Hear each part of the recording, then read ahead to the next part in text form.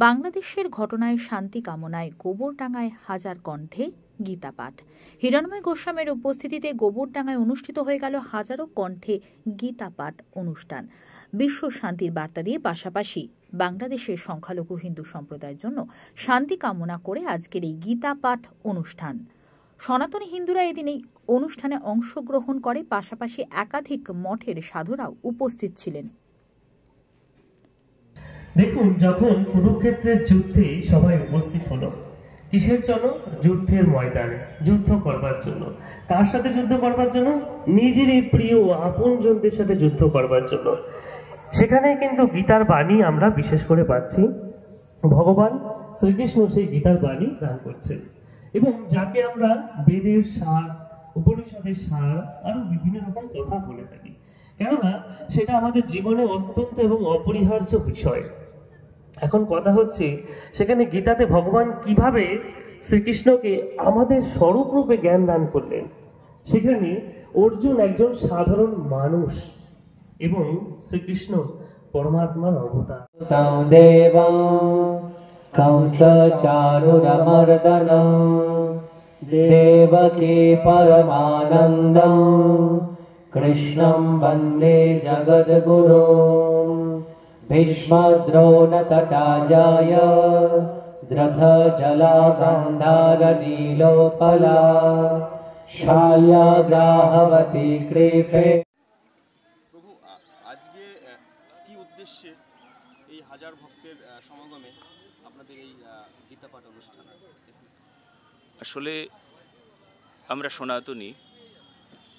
সনাতনীরা যে সনাতনী বার্তা দিতে চায় বা সনাতনীকে সাবধান করতে চায়, তার ধর্ম রক্ষায় সচেতন করতে চায়, সমাজ, দেশ, রাষ্ট্রের কল্যাণ বিধান করতে চায়, তো সেই বিধান করবার নিমিত্তে যে সংবিধান, তা গীতা দেখবেন আপনি যে সেই গীতা প্রথম থেকে শুরু হলো অন্ধ রাজা ধৃতরাষ্ট্র।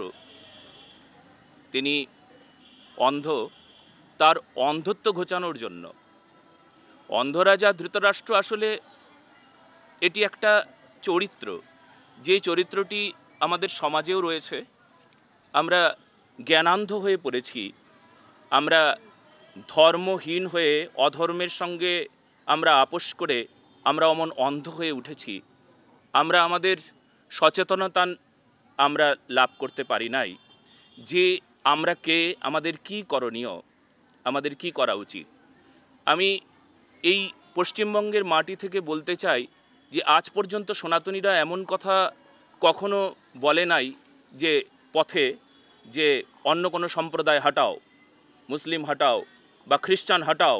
আমি একদম জোর গলায় বলতে পারবো, ইতিহাস সাক্ষী, আজ পর্যন্ত পশ্চিমবঙ্গের মাটিতে দাঁড়িয়ে কেউ অমনভাবে স্লোগান করে, রাস্তায় মিছিল করে বলে নাই যে মুসলমান হটাও, খ্রিস্টান হটাও, বৌদ্ধিস্ট হটাও।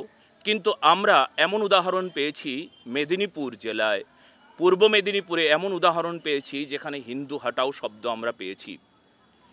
আসলে আমরা বড় অসহায় হয়ে পড়েছি, তবুও আমরা আমাদের শক্তি আমাদের গীতায়, আমাদের ঐক্য স্থাপন করে গীতায়, ধর্ম রক্ষা করে গীতায়, আমাদের সমাজ চেতনাকে জাগিয়ে তোলে আমাদের গীতায়, আমাদের একতা ঐক্যতা স্থাপন করে।